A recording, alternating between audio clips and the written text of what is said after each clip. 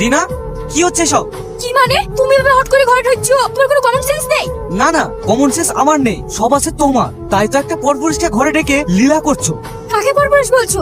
ওটা আমার স্বামী, আর আজকে আমি ওকে বিয়ে করব তোমাকে ডিভোর্স দিয়ে। রিনা, এইসব তুমি কি বলছো? তোমার মাথা ঠিক আছে তো? আমি যেটা করছি ভালোর জন্যই করছি। আমি তোমার মতো ভিখিরির কাছে থাকতে পারবো না, যে তার বউকে একটা শাড়ি কিনতে আর মুরদ নেই, সে নাকি হবে স্বামী।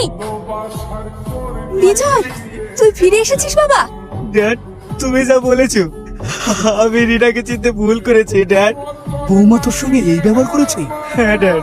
ওই জন্য তো বলেছিলাম মেয়েদিকে চেনা বড় কঠিন। ঠিক আছে, ফ্রেশ হয়ে বিশ্রাম কর গা। না ড্যাড, আমি অনেক বিশ্রাম করেছি। আর না, আমি এক্ষুনি অফিসে যাব। আজ তোমাদের প্রমোশন হবে তাই না? আজ আমাদের মালিক সবাইকে ডেকেছে, দেখা যাক কি বলে। আজকের এই মিটিংটা বিশাল বড় একটা তাৎপর্য আছে। আজ 30 বছর এই কোম্পানির আমি মালিক ছিলাম, আজকে সেটা হ্যান্ড ওভার করতে চাই। আজ থেকে এই কোম্পানির মালিক হবে আমার একমাত্র ছেলে। আজ থেকে আমি আপনাদের নতুন দায়িত্ব পালন করছি। আপনাদের সুবিধা অসুবিধা আমাকে জানাবেন। হ্যাঁ, এ তো বিজয়। বিজয় তো হলে রমেন চৌধুরীর একমাত্র ছেলে, আর তুমি এই কথাটা আমার কাছে লুকিয়ে রেখেছিলে। আমি তো জানি না। আপনারাই হলেন এই কোম্পানির মা বাবা। আপনারা চাইলে কোম্পানি বড় করতেও পারেন, আবার ধুলোর সঙ্গে মিশে দিতেও পারেন। কাল এই কোম্পানিতে আমি ঢুকেছিলাম, সব জায়গায় হয়তো যেতে পারিনি, কিন্তু যতটুকু দেখেছি এই সতের মধ্যে কিছু অসৎ মুখ লুকিয়ে আছে। ইন্সপেক্টর সেন। হ্যাঁ sir, manager Rakesh and Suman, তোমরা এখানে এসো।